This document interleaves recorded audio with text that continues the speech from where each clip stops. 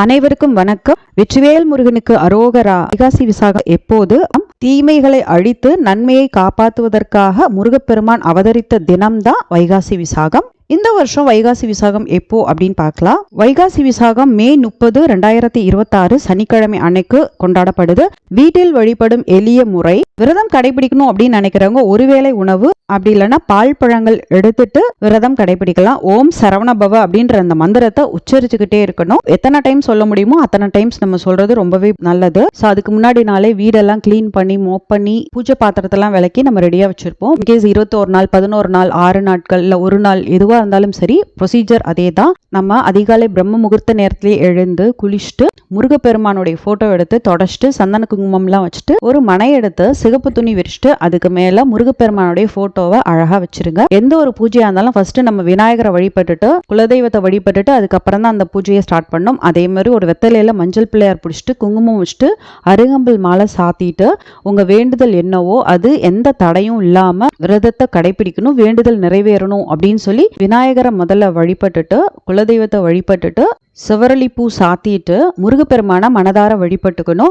உங்களால முடிஞ்ச நைவேத்தியத்தை முருகப்பெருமானுக்கு முன்னாடி வச்சுக்கலாம். பாலில் கல்கண்டு சேர்த்து வைக்கலாம், இல்லை கல்கண்டு மட்டும் வைக்கலாம், இல்லை ஃப்ரூட்ஸ் வச்சுட்டு முருகப்பெருமான மனதார வழிபட்டுக்கணும். காலையிலையும் கோயிலுக்கு போகணும், சாயந்தரமும் கோயிலுக்கு போகணும். இன்கேஸ் 2 வேளை போக முடியல அப்படின்னாலும் ஒரு வேளையாவது நம்ம கட்டாயம் முருகப்பெருமான தரிசிச்சுட்டு வரணும். ஒரு வேளை மட்டும் உணவு எடுத்துக்கிறவங்க எடுத்துக்கலாம், இல்லை பால் பழம் மட்டுமே இந்த 21 நாட்கள் இல்லை 11/6 இந்த இத்தனை நாட்கள் எடுத்துக்கிறவங்க எடுத்துக்கலாம். விரதம் அப்படின்றது அவங்கவுங்க வேண்டுதலை பொறுத்து, உடல்நிலையை பொறுத்து, சூழ்நிலையை பொறுத்து விரதம் கடைபிடிக்கணும். நம்ம ஹெல்த் ஓகேவா இருந்தா மட்டும் விரதம் கடைபிடிச்சா போதும். இல்லைன்னா நீங்க மனதார முருகா அப்படின்னு கூப்பிட்டாலே முருகப்பெருமான் அருள் நமக்கு முழுமையா கிடைக்கும். கந்த சஷ்டி கவசம், கந்தகுரு கவசம், திருப்புகழ், கந்தர் அலங்காரம், வேல்மாறல் உங்களால முடிஞ்சிச்சு அப்படின்னா இதெல்லாம் பாராயணம் பண்ணலாம். ஸோ எதுவுமே சொல்ல முடியல, அந்த அளவுக்கு டைம் இல்லை, ஆஃபீஸ் போற வேலை இருக்கு, இல்லை வெளியில போற வேலை இருக்கு, அந்த மாதிரினா ஓம் சரவணபவ அப்படின்ற அந்த பிரணவ மந்திரத்தை சொன்னாலே போதும், முருகப்பெருமானுடைய அருள் நமக்கு முழுமையா கிடைக்கும். வைகாசி விசாகம் அன்னைக்கு எப்படி விரதம் கடைபிடிக்கணும் அப்படின்றத பார்க்கலாம்.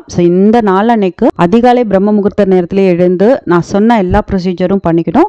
உங்களால முடிஞ்ச நைவேத்தியத்தை வச்சு காலையில நம்ம விரதத்தை ஸ்டார்ட் பண்ணிடலாம். முருகப்பெருமானுக்கு உகந்தது 6. இந்த நாள் அன்னைக்கு தான் முருகன் 6 முகனா உருவெடுத்த நாள். அதனால 6 அப்படின்றத நம்ம கான்செப்டா வச்சு இந்த நாள் அன்னைக்கு பூஜை பண்ணோம் அப்படின்னா முருகப்பெருமான் மனம் குளிர்ந்து நம்ம வேண்டுதலை நிறைவேற்றி கொடுப்பாரு. 6 வகையான மலர்களை நம்ம பூஜைக்கு எடுத்துக்கலாம். முருகப்பெருமானுக்கு மிகவும் பிடிச்ச சிகப்பு வெற்றி மலர், முல்லை, மல்லி, செவ்வரளி, தாமரை, செண்பகப்பூ இந்த 6 வகையான பூக்களை நம்ம எடுத்துக்கலாம். செவ்வரளி பூவை நம்ம முருகப்பெருமானுக்கு சாத்திட்டு 6 வகை பூக்களால நம்ம அர்ச்சனை பண்ணலாம். 6 வகை பூக்கள் கிடைக்கல அப்படின்னாலும் செவ்வரளி பூ மட்டும் வச்சு கூட நம்ம அர்ச்சனை பண்ணலாம். அதே மாதிரி 6 வகையான இனிப்புகள் நம்ம முருகப்பெருமானுக்கு படைக்கலாம். 6 வகையான நைவேத்தியங்கள் பண்ணலாம்.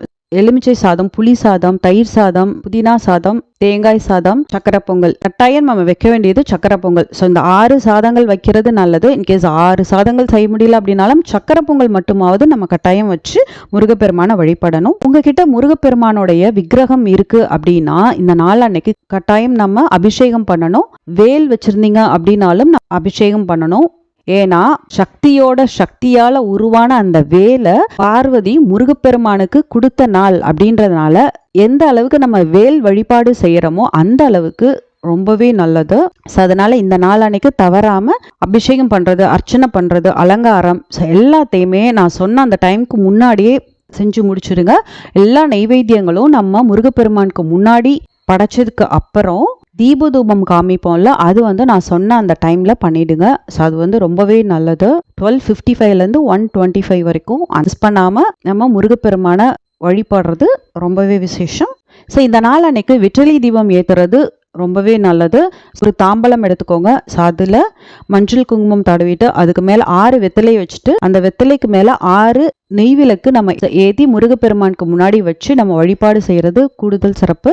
6 நெய் தீபம் ஏத்த முடியல அப்படின்னாலும் ஒரு நெய் தீபமாவது நம்ம கட்டாயம் ஏத்தி தீபதூபம் காமிச்சு முருகப்பெருமான நம்ம வழிபட்டோம் அப்படின்னா நம்ம வேண்டுதல் எதுவா இருந்தாலும் கட்டாயம் நடக்கும். எந்த ஒரு நல்ல விசேஷமான நாட்களா இருந்தாலும் நம்ம கோயிலுக்கு போறது ரொம்பவே நல்லது. கோயிலுக்கு போய் முருகப்பெருமான தரிசனம் செஞ்சுட்டு நம்மளால முடிஞ்ச தானங்களை பண்ணணும்.